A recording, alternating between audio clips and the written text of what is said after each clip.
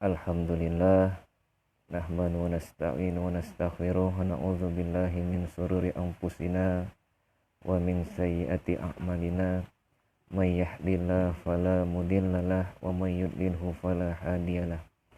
Asyhadu an la ilaha illallah wahdahu la syarikalah wa asyhadu anna Muhammadan abduhu wa rasuluhu allazi la nabiyya ba'da. Subhanaka la ilma lana illa ma 'allamtana innaka antal alimul hakim. Rabbi shrah li sadri wa yassir li amri wahlul 'uqdatam min lisani yafqahu qawli amma ba'du. Yang pertama-tama syukur alhamdulillah kita panjatkan kehadiran Allah Subhanahu wa taala yang mana berkat karunia-Nya, rahmat dan nikmat-Nya, qudrat dan iradatnya kita bisa kembali berkumpul pada malam ini di surau yang kita cintai ini untuk menghadiri pengajian kita pada malam Jumat ya. Berhubung biasa kita lakukan di Panah Hijau karena terjadi masih banjir pasang rob, maka dialihkan tetap di surau Paloh Pandan. Intinya apapun yang terjadi dengan izin Allah kita tetap diberi kesempatan untuk hadir mengaji. Dan tak lupa selawat beriringkan salam kita hadiahkan kepada junjungan alam baginda besar Rasulullah sallallahu alaihi wasallam. Melapaskan Allahumma sholli ala sayyidina Muhammadin wa ala alihi wa sahbihi rasulillahi ajma'in. Tuan-tuan dan puan-puan yang dimuliakan Allah, yang saya hormati, pada malam ini kita masih membahas tentang Kitabut Taharah, tentang bab bersuci. Jadi tuan-tuan dan puan-puan, dari sekian banyaknya pembahasan tentang bersuci ini, namun kita harus tahu ya bahwasanya hakikat tentang bersuci ini adalah mensucikan hati ya. Zahirnya kita mensucikan anggota tubuh, namun tetap hakikatnya yang disucikan di dalam diri kita ini adalah jiwa, hati. Karena Allah mengatakan innallaha yuhibbut tawwabin wa yuhibbul mutatahhirin. Allah mencintai orang-orang yang bertaubat dan orang-orang yang mensucikan dirinya.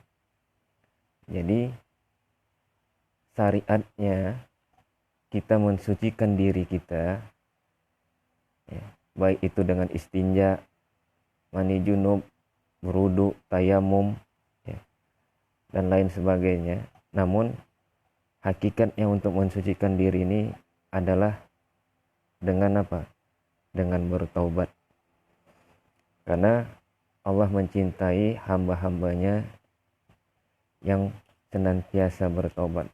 Karena kita bagaimanapun sebagai fitrah manusia yang tak luput dari dosa dan khilaf, salah dan lupa, maka senantiasalah kita bermunajat kepada Allah ya. Terus awak mengharap ampunan kepada Allah atas segala kelalaian, atas segala kekhilafan dan keingkaran, kemusyrikan yang kita lakukan. Maka kata Tuan Guru yang sering dikatakannya, mintalah kepada Allah itu agar ditaubatkannya. Nah, jadi pengertian awak bertobat dan ditaubatkan Allah itu ada dua hal yang berbeda. Kenapa berbeda?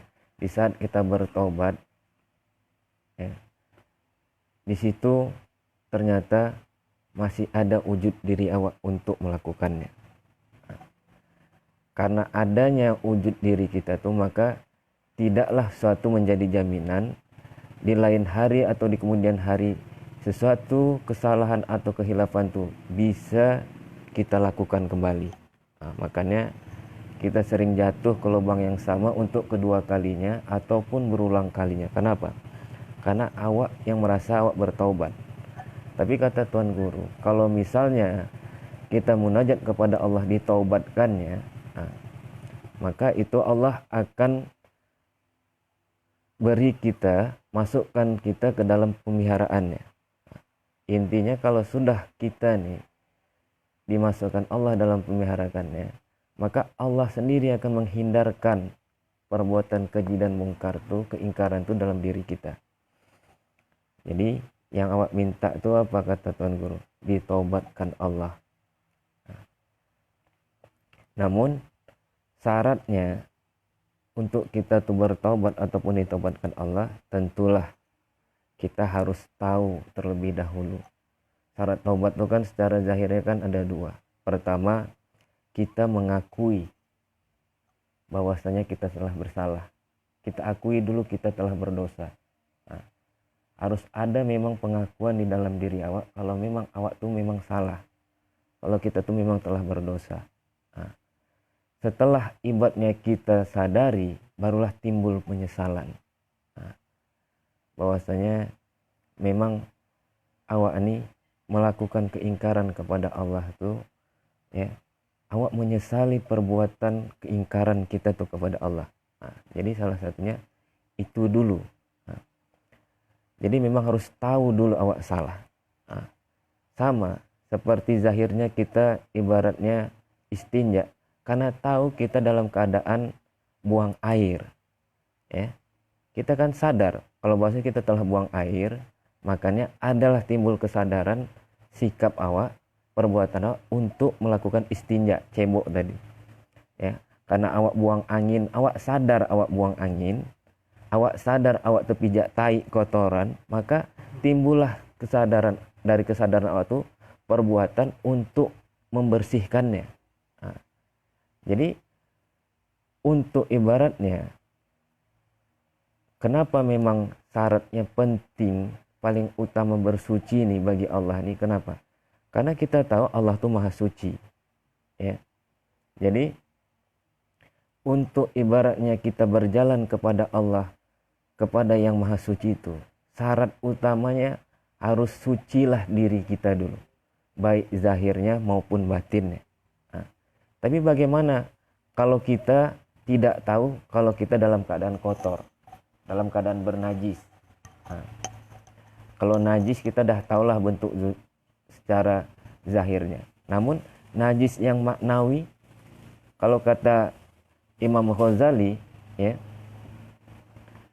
banyak kita manusia ini dalam keadaan najis secara maknawi. Maksudnya apa? Dalam keadaan kemusyrikan. Nah, jadi musyrik nih, ya, mengingkari Allah nih, maksudnya bukan awak menyembah Tuhan selain Allah secara zahir. Awak menyembah pohon, awak menyembah ibadat yang berhala, bukan. Namun tanpa kita sadari, kita sering terjebak ke dalam kemusyrikan, ya, yang itu awak duakan Allah tuh dengan diri kita sendiri. Nah, dengan wujudnya awak tuh merasa awak tadi bisa tadi, itu tanpa awak sadari, itu sudah masuk secara musyrik secara maknawi, ya. Jadi kalau misalnya orang menyembah berhala itu masih kategori syirik yang jali, ya, terjali, masih kasar, masih nyata dia. Tapi yang tanpa kita, banyak kita ibaratnya tak sadar, kita sering mensyirikkan Allah itu, menduakan Allah itu dengan diri awak, dengan wujud awak. Makanya wajarlah kata Nabi, wujudmu itu adalah dosa. Nah, jadi kenapa timbul wujud awak itu? Karena begini, pangkalnya dosa di situ. Ketika ada wujud awak itu, kita tidak lupa akan Allah itu, tidak ingat Allah itu, ya. Kenapa? Sebenarnya diakibatkan banyaknya penyakit hati, ya, kekotoran hati yang menutupi nur Allah tuh. Nah, kan kita tahu, tuan-tuan dan puan, kajinya Allah tuh dia wujud, ya. Dia ada meliputi sekalian alam, ya. Adanya Allah tuh meliputi sekalian alam. Dia ada di dalam diri setiap makhluk. Di dalam diri kita adanya Allah, ya. Namun karena diri awak nih, ya, hati awak tuh kotor, ya, itulah sebenarnya kekotoran penyakit hati, dosa-dosa awak tuh, itulah sebenarnya menutupi kewujudan Allah tuh, keberadaan Allah tuh di dalam diri. Makanya yang ditekankan sama Tuan Guru besar, Tuan Guru muda, Tuan Guru kita ini apa? Kaji diri, mensucikan hati. Awak mengkaji diri agar apa? Agar kita tahu, ya, kotoran, najis, ya, di dalam diri kita nih. Nah, karena selagi kita dalam keadaan kotor, kita tak akan bisa masuk ke Baitullah tuh. Apa? Kalau katanya Baitullah fi qalbil mu'minin, ya. Rumah Allah tuh kan di hati orang mukmin. Sama seperti Allah firmankan, ya ayyuhallazina amanu innamal musyrikuna najasun, katanya. Wahai orang-orang yang beriman, sesungguhnya kemusyrikan itu adalah najis. Nah, apa maksud Allah najis di sini? Itulah sebenarnya dinding kita untuk mengenal Allah tuh. Jadi selagi kita dalam kekotoran, hati kita dalam ibaratnya kegelapan, kita tak akan nampak cahaya Allah tuh. Nah, karena kalau kata Tuan Guru, hati ini ibarat cermin. Nah, jadi cermin tuh karena tak pernah awak bersihkan, tak pernah awak elap, bertumpuklah debu dan berdebu berlapis-lapis di kaca tuh, di hati awak tuh. Nah, jadi kebenaran hakikat Allah tuh tak nampak dia akibat apa? Penyakit yang selama ini awak idap dan itu awak pelihara tanpa awak sadari. Kenapa awak pelihara? Karena awak tak tahu penyakit awak apa. Awak kan tak tahu sakit awak apa, bagaimana mengobatinya. Sama seperti misalnya awak sakit, awak perlu ibaratnya check up kemana? Ke dokter. Dokterlah tempat awak check up untuk apa? Mendiagnosa penyakit awak ini tadi. Setelah tahu ibaratnya penyakit awak apa, barulah nanti dokter mengasihkan resep obatnya. Nah, sebelum awak tak tahu. Kalau awak tak tahu, salah minum obat, kan itu. Makanya itulah juga salah satu fungsinya kita ini berguru. Nah, karena sering kita berjalan tanpa kita sadari, kita merasa sudah benar, sudah di rel yang pas, ternyata awak berjalan kepada Allah ini masih di dalam kekotoran. Makanya itulah fungsinya guru, salah satu di situ guru yang mursyid. Nah, kadang ketika kita dekat sama guru, ya, bercengkrama, bercerita, disitulah nanti guru tuh bukakan penyakit kita masih di mana. Sampai ibaratnya kalaupun kita tidak dekat, kita ingat dengan guru, ingat Allah tuh, ya, itu pun tetap ditunjukkannya.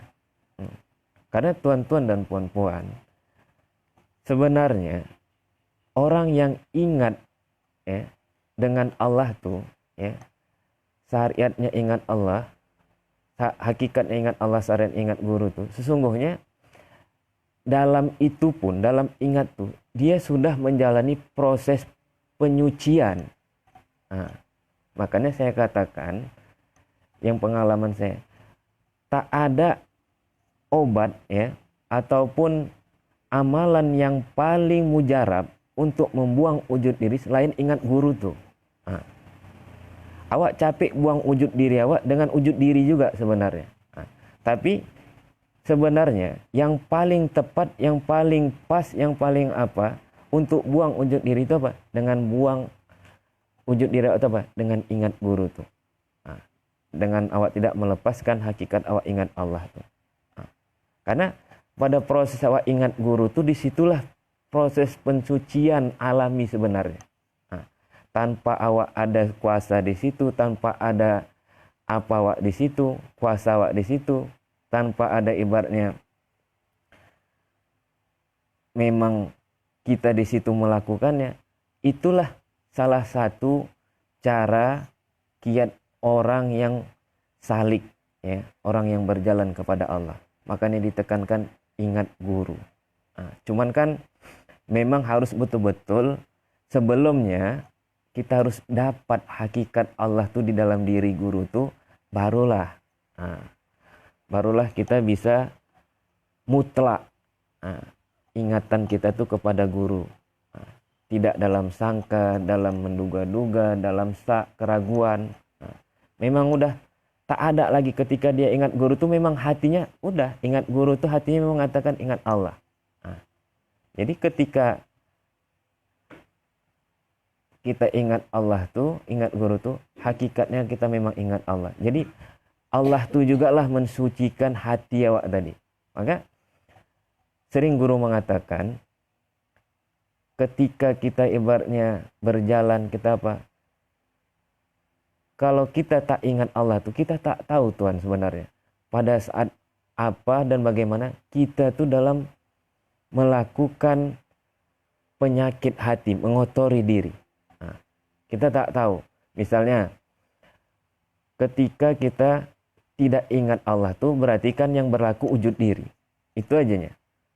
Ketika ingat Allah tuh, maka yang berlaku yang ada tuh Allah. Binasalah wujud diri. Kan itu aja sebenarnya. Jadi proses apa kita, ijtihad ataupun jihad kita di sini apa?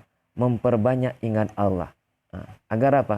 Agar berkuranglah ibaratnya keakuan diri. Karena pangkal dosa itu wujud diri. Ketika kita tak ingat Allah, maka disitulah nanti datang dia berbagai penyakit yang 11 tuh kata Imam Ghazali. Yang ujub, yang takabur, yang sombong, yang ria, yang tamak, cinta dunia kah, mengikut hawa nafsu kah. Maka disitulah terjadi proses penyakit sekian banyak yang bakal melapisi, menghijabi awak kepada Allah tuh. Tapi kalau kita ingat Allah tuh, maka Allah akan beri petunjuk. Sama seperti ibaratnya ketika kita ibarat berkeringat, kita berdaki.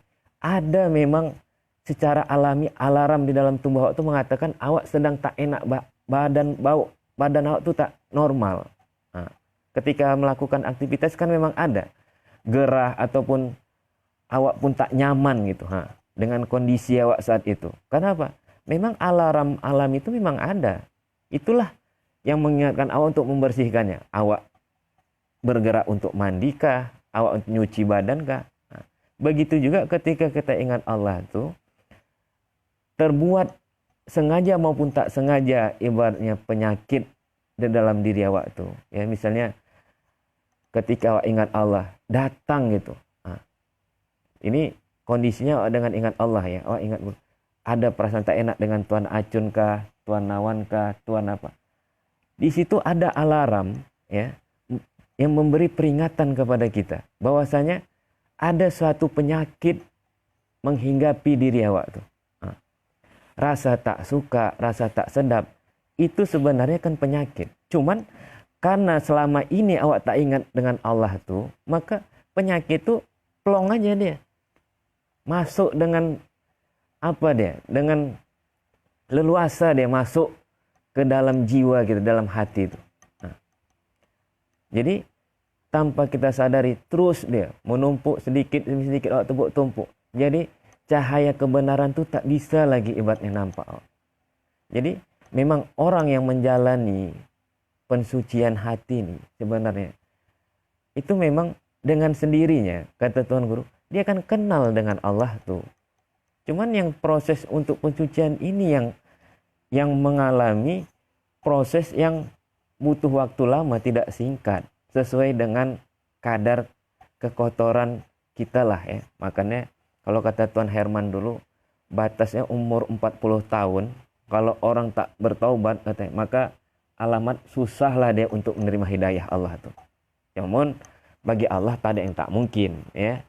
Nah, kalau dia berkehendak, siapapun bisa diubahnya. Cuman begitulah karena apa? Karena semakin tebal kerak dosa di dalam diri awak tuh, penyakit tuh. Makanya wajarlah semakin kalau orang yang menuntut ilmu Allah ya, datang dia kemari ibaratnya mengamalkan amalan ini, maka setelah dia mengambil amalan ini, wajarlah memang dia ditimpa dengan musibah bala bencana itu, dengan ujian tuh. Kenapa? Ternyata ujian tuh dilalui, memang harus dilalui untuk apa? Proses penyucian juga. Jadi munafik kalau misalnya terlalu naif kita hendak kepada Allah tapi tak mau menolak ujian dan cobaan musibah tadi. Nah, kenapa? Pada hakikatnya kita menolak Allah mensucikan diri awak tadi. Nah, niat awak hendak kepada Allah. Cuman awak tidak mau menjalani derita, masalah, musibah. Berarti kan tak sesuai niatnya dengan perbuatannya tadi. Maka orang yang betul-betul ingin mengenal Allah tuh memang menjalani derita. Nah, tak bisa tidak. Karena syaratnya salah satu Allah ketika kita minta bertobat kepada Allah tuh, ya, ketika kita bertobat, maka inilah cara Allah sebenarnya mensucikan awak tuh dari taubat awak tuh. Bukan ketika kita ya Allah ampunkan, astagfirullah, awak minta ampun kepada Allah tuh langsung ibaratnya sekonyong-konyong dosa awak tuh hilang. Tidak seperti itu. Itu juga melalui proses. Itulah salah satu makanya musibah, penyakit, ya, sakit, masalah, ujian itu salah satu cara Allah untuk mensucikan hambanya. Jadi tuan-tuan dan puan-puan yang perlu ibaratnya kita apakan apa? Itu tadi yang kita jaga apa? Ingatan kita. Nah, bukan perasaan kita. Perasaan kita, hati kita ibaratnya yang kita jaga tuh dengan kita ingat Allah, Allah akan menjaga hati awak tadi. Nah, jadi prosesnya Allah yang menjaga, bukan kita yang menjaga hati kita. Dengan kita ingat Allah, ingat guru tuh, maka disitulah Allah akan mensucikan hati awak. Nah, ketika kita ada masalah dengan rekan kerja, dengan istri, dengan anak, siapapun suami, ya. Nah, ketika kita ingat Allah di situ juga lah Allah akan ngasih apa? Petunjuk. Nah, kau ini salah, nah, kau ini ada ini. Itu pasti Tuhan, tak bisa tidak. Nah, kalau sudah suci, karena bagaimana kita bilang kita tak suci? Sifat ma'ani Allah yang 7 tuh ada melekat di dalam diri awak. Nah, dari kudrat, irodat, ilmu, sama, hayan, sama, ya, sama, basar, kalam, itu ada. Nah, jadi modal ibaratnya kesucian itu memang ada pada setiap diri makhluk, di manusia itu ada. Nah, baik dia ibaratnya memang lahir dalam keadaan Islam ataupun ibarat Nasrani Yahudi itu tiap ada dititipkan Allah. Nah, potensi untuk kesucian itu ada. Masalahnya kata Tuan Guru, bagaimana tergantung lingkungannya.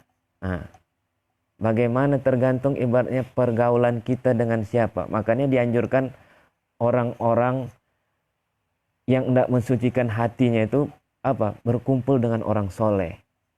Makanya kita ini kenapa ibaratnya harus ibaratnya kuat ikatan ukhuwah Islamiyah kita tuh kenapa? Dengan sesama ibaratnya ikhwan itu kenapa?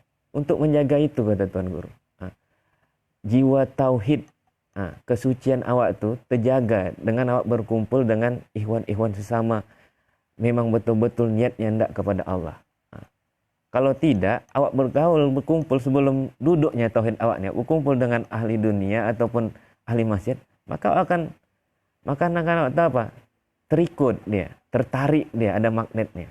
Jadi sebelum memang kuat pondasi, memang harus sering-sering lah. Nah, kita bercengkerama, berkumpul, ya. Jadi intinya tuan-tuan dan puan-puan itu tadilah. Nah, ingat Allah salah satu jalan untuk mensucikan hati. Ingat Allah itu adalah cara yang paling tepat untuk membuang wujud diri. Nah, karena itu juga tuan-tuan dan puan. Ketika kita tak ingat Allah tuh, sebenarnya itulah kita, pada saat itulah kita dalam keadaan wujud diri. Dalam itu juga lah penyakit, segala penyakit itu akan timbul. Nah, akan terjadi dengan sendirinya. Nah, tak bisa awak tolak. Karena apa? Di saat itu awak membuang tameng di dalam diri awak. Nah, karena tameng kita tuh sebenarnya, pertahanan kita tuh ingat Allah tuh. Makanya itu yang betul-betul ditekankan kepada kita nih. Yang hendak, yang berniat ya, beriktikad hendak mengenal Allah tuh. Nah, makanya sesuai dengan derajatnya.